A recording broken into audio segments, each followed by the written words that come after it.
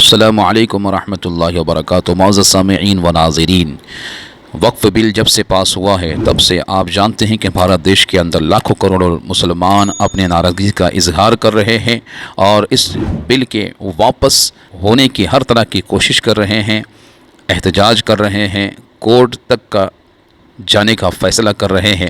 اور دوسری طرف آپ دیکھیں گے کہ ایسے کچھ مسلمان ہیں جو اس بل کے پاس ہونے پر خوشی کا اظہار کر رہے ہیں اور موجودہ سرکار کو بدھائی پیش کر رہے ہیں۔ یہ ایسے منافق مسلمان ہیں کہ ان کے ظاہر میں کچھ اور ہے، ان کے دل میں کچھ اور ہے۔ اور جب ایک نیوز رپورٹر نے ان مسلمانوں سے سوالات کیے تو ان کی ساری حقیقت ظاہر ہو گئی کہ کس بنا پر یہ آئے ہیں اور کس طرح انہیں لایا گیا ہے اور کس قیمت پر لایا گیا ہے۔ ساتھ ہی ساتھ میں مولانا ارشد مدنی ان کا ایک بہت بڑا بیان آیا ہے اس کے متعلق، اس وقف بل کے متعلق، اسے بھی سنیں۔ دونوں ویڈیو کو آپ حضرات بغور دیکھیں، سنیں اور پھر اپنی اپنی رائے کمنٹ باکس میں ضرور دیں، دوسروں تک ضرور شیئر کریں۔ آئیے ہم مل کر دیکھتے ہیں۔ یہ آئے کہ مطلب ہم ہیں مسلمان ہیں، مطلب ہمیں بھی انصاف ملنا چاہیے۔ یہ مودی جی جو کر رہے ہیں وہ اچھا کر رہے ہیں، لیکن سب کو ملنا چاہیے نا ان کے ادھیکار میں۔ کیا ادھیکار ہیں آپ کے؟ کیا لگتا ہے آپ کو کیوں آئے ہو آج؟ ہاں، جو مہنگائی ہے مطلب اسے بھی اتنی مہنگائی نہیں ہونی چاہیے آج کل، اور ہم مکان مالک نہیں ہیں، ہم کرایہ دار ہی ہیں، ہمارا اپنا گھر بھی نہیں ہے۔ ہاں، اور مطلب ہمیں بھی بجلی کا بل بھی بھرنا ہوتا ہے اور کرایہ بھی، اس میں بھی کچھ کم پیسے ہونے چاہیے، بہت زیادہ ہوتے ہیں۔ ہاں، آپ بتائیے کیا کہہ رہے ہیں؟ یہی کہہ رہے ہیں اپنے اتنی مودی جی کا دھنیہ واد کرنے یہاں پہ لکھا ہوا ہے، آپ آئے ہیں دھنیہ واد اور ساتھ میں مہنگائی کی بات بھی کر رہے ہیں۔ دھنیہ واد بھی کر رہے ہیں، مگر مہنگائی بھی ہے، اسے بھی تھوڑا کنٹرول ہو جائے تو اچھا ہے۔ دیکھو گھر مالک کے لیے سویدھا ہے، کرایہ داروں کے لیے کوئی سویدھا نہیں ہے۔ یہ دھنیہ واد والا بورڈ لے کر کھڑی ہیں، تو آپ دھنیہ واد کرنے کیوں آئی ہیں؟ کیا آپ کارن جانتی ہیں؟ ہمیں کارن کچھ بھی نہیں پتا ہے، ہمیں صرف لایا گیا، میں یہاں تک آئی اور میں یہ چاہتی ہوں کہ مودی جی ہے نا، ٹھیک ہے وہ آئیں لیکن ہم سب کے حق میں وہ بھلا کریں، ہم سب کے ساتھ رہیں، ہم ان کے ساتھ تک بھلا کیا؟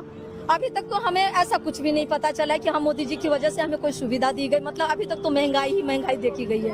کیا آپ وقف بل کے بارے میں جانتی ہیں؟ نہیں جانتی ہوں میں، مجھے ان کا پتہ نہیں ہے، یہ میں سب سے جاننے کی کوشش کر رہی ہوں کہ جب میں اس کو اچھی طریقے سے جانوں پھر میں ان کے حق میں بولوں، مجھے ان کا پتہ نہیں۔ یہ بل پاس ہو رہا ہے اور جی کیا کہتے ہیں مودی جی کے وپکش میں ہم، اور جو مودی جی کریں گے ہم وہ اچھا ہی ہوگا۔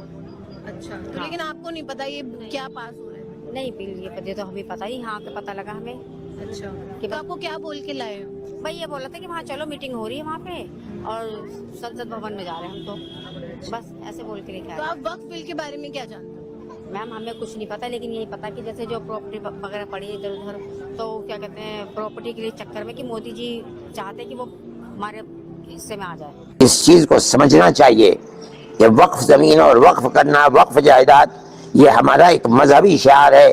ہندوستان کے دستور نے ہمیں اپنے مذہب کے اندر آزادی دی ہے۔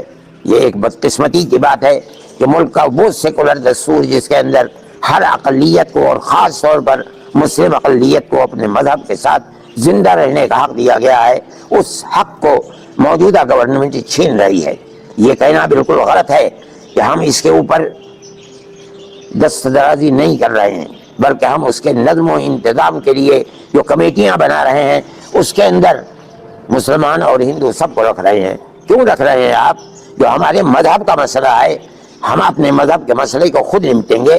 آپ کو بنانا ہے، آپ نے وقف بورڈ بنا دیا، اس وقف بورڈ کے اندر جو چیئرمین ہوگا وہ مسلمان ہوگا۔ آپ ایک وقف وزارت بناتے ہیں، اس وزارت کے اندر وزیر مان لیجئے کہ غیر مسلم ہوتا ہے، ہونے دیجئے، ہمیں کوئی اختلاف نہیں ہے۔ آپ بناتے ہیں بنائیے، ہونا تو یہ چاہیے تھا کہ آپ وقف کی منسٹری بھی کسی مسلمان کو دیتے، لیکن نہیں دیتے۔ چلیے، لیکن وقف بورڈ کے اندر آپ کو دخل دینے کے لیے بے معنی کہ آپ اتنی بڑی تعداد کے اندر اس میں غیر مسلموں کو لے آئیں جو ہمارے اوقاف کو جانتے نہیں، وقف کے مسائل کو نہیں جانتے، وقف کی اہمیت کو نہیں جانتے، وقف ہے مذہبی چیز یا نہیں ہے اس کو نہیں جانتے، وہ لوگ وقف کے اندر داخل ہوں گے تو اس کا مطلب یہ ہے کہ وہ ہمارے اوقاف کو کھا لیں گے۔ اس لیے ہم تو کھلے طور پر کہتے ہیں کہ اگر اوقاف کو اس ترمیم کے ساتھ جس کو آپ لے کر کے آئے ہیں اگر لائیں گے تو اس کا مطلب یہ ہے کہ اس کی مذہبی حیثیت کو آپ ختم کر دیں گے اور ہمارے اوقاف کے اوپر آپ قبضہ کر کے جیسے چاہیں گے اسے تہس نہس کر کے برباد کریں گے۔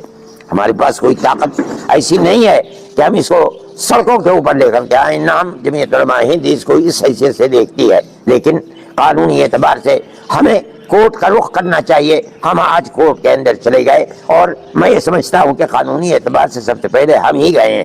جو لوگ گئے ہیں وہ قانون کو قانون بننے سے پہلے گئے ہیں, ہو سکتا ہے انہیں پھر دوبارہ جانا پڑے, لیکن سب سے پہلے جمعیت علماء ہند اس مسئلے کے اندر گئی ہے.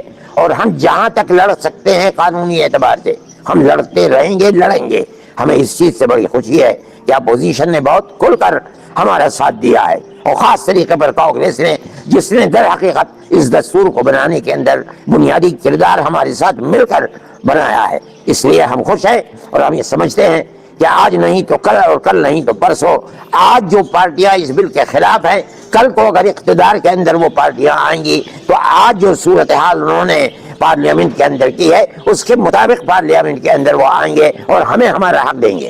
میں اس بات کے ساتھ اپنی اس بات کو عوام تک پہنچانا چاہتا ہوں کہ ہم کسی بھی مسئلے کے اندر سڑکوں کے اوپر نہیں آتے, اور ہم یہ سمجھ رہے ہیں کہ سڑکوں کے اوپر آنا مسلمان کے لیے مفید بھی نہیں ہے. ہماری لڑائی گورنمنٹ سے ہے, ہم کورٹ میں جاتے رہے ہیں, آسام کے مسئلے کے اندر کورٹ میں گئے ہیں, خود جو ملکی مسائل ہیں ان کے اندر گئے ہیں, اور ہمیں اللہ کے فضل و کرم سے سپریم کورٹ سے پورے حقوق ملے ہیں.